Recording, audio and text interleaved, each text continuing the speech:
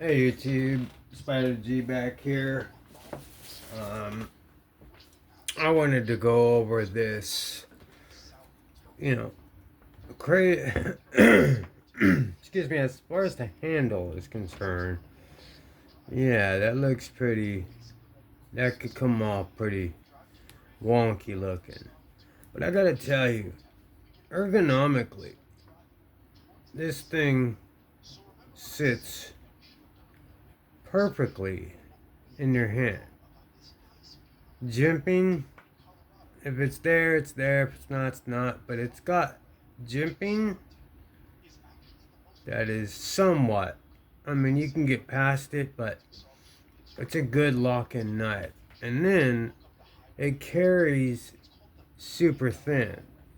So if we were to take the Dragonfly 2, right, and match that up, that's pretty much the same length or same width as the Dragonfly, and that's a very good carry. Either one. Or any of this slim type knives. That's why I liked it. You know, it's a very good sheep's foot, with that nice belly, that great point for detailed cuts. I mean, it's a great pinch grip as Tri-States. That's all day. Just boom, boom, boom, do whatever you need to do, and then to do big jobs.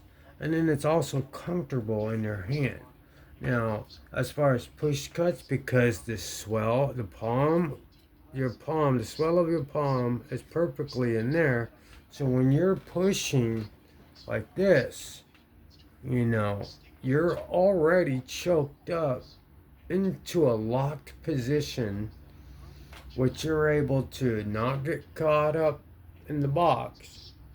So when you are able to turn it around, you don't have to choke up too high, but you should be able to get them straps, right? Or if you need to turn it around for the Slurpee saver, you know, you could do something like that, you know. I mean, it could be used for several things, you know, but obviously it's a tool that in the knife community, not more of a weapon. Yes, it's sharp, it's a knife, it's a weapon, but it's also a tool. But you gotta love this G10. It's perfectly texturized. Deep carry, flat but not inset. It's got a hidden a lanyard pin in there, and I like the way they did that. Now, this thing is very, very smooth. It's on bearings. No special bearings or anything. No lubrication on it. It is absolutely centered. And I think this thing's pretty cheap. I think I got it on Amazon.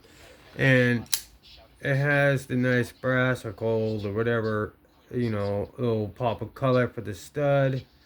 And then the bowed out half moon or whatever you want to call them, the pivot collar and the bulbous pivot on both sides. Swags design a Arrpm9, which I'm fine with. It sharpens up and responds to stropping quite well. Very thin. Now, all that being said, I gotta say this is one of the best knives to learn to front flip, because it's small and compact, and this thing gives you such leverage. The jimping isn't the best, you know, but the leverage makes up for that. And no matter which way you go at it, over the top is probably the easiest. Side finger, easiest. Go back, you know, how you're actually supposed to have it, open it is actually a little more difficult than the tricks. Alright, so thumb step, middle finger flick, front flip, side finger, over the top, and that's just, and then you got your slow roll out, and then a beautiful blade, full flat, all the way up to this wedge. So it comes down to a very, very good slicey point. I think I put a 17 on that, maybe 16. It might have been 16 since it's so flat, but it did come out screaming sharp. I mean, this thing will,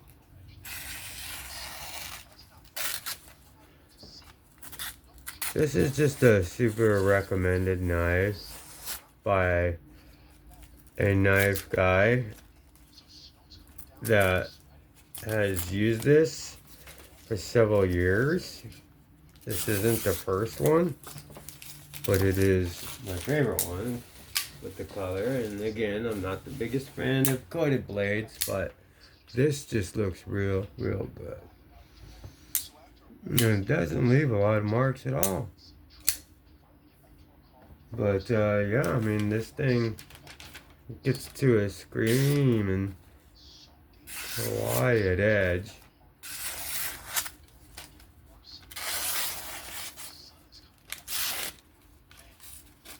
All the way down.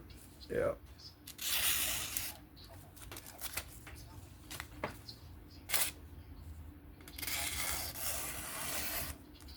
Yeah. Very good, this knife. So it's on Amazon.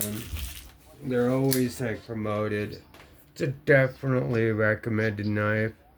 This is simply an overview of the CJRB. I think it's the Maileah. I believe that's what it was, but we'll make sure. I forget. But CJRB, man, they make good knives. All these companies are making such, and they have been for so long. So, I mean, I know it's not the first go-to, it's wonky. It's kind of like a Spyderco blade. You're like, I don't know. But once you get it in hand, it's like those knives you see and you're like, wow, that looks ugly. But once you get it in hand, it's function over form. And this thing functions and has a good form. But this whole teardrop type thing, or what have you, it could turn some people off. But let me see if I can't find I swear, yeah, it's the Maileah 2.39. They have other ones that had like a red pivot collar and stuff, but this one at the time just looked the best, with the brass, the gold on it and everything or whatnot. Super easy front flip. It was my fault. That never happens. But that being said, you feel like you're always in control of this knife. And it's one of those ones, make a cut, boom. Make a cut, boom. It's not something that I need to and take two hands to close and put it away. Make my cut, boom, back in the pocket. There you go, boom, there you go. Pull it out, there you go, boom, make a cut. $30, 31 bucks.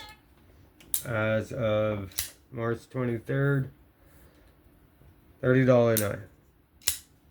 And it is screaming sharp. So you don't have to spend a lot of money, or even for the Vision FG or anything higher than that. I mean, for fidget factor and stuff like that. But if you're looking for a good knife and you have, you know, large hands, like I'm right exactly a large, a little bit chubby fingers, so if you have a little bit skinnier fingers, this will be even better for you. But completely up to you. Do your research. I recommend it. I have it. It's $30. It's not gonna break the bank, and it's just a very good, and they are readily available at all times. So check it out. That'll do it for me. This is Spider G. I hope you found this review. The CJRB Maileah, and continue to have fun. Be safe. Please, if you can, a like, sub, comment, share would be great. This is Spider G. I'm out. I'll check you on the next one. Bye bye.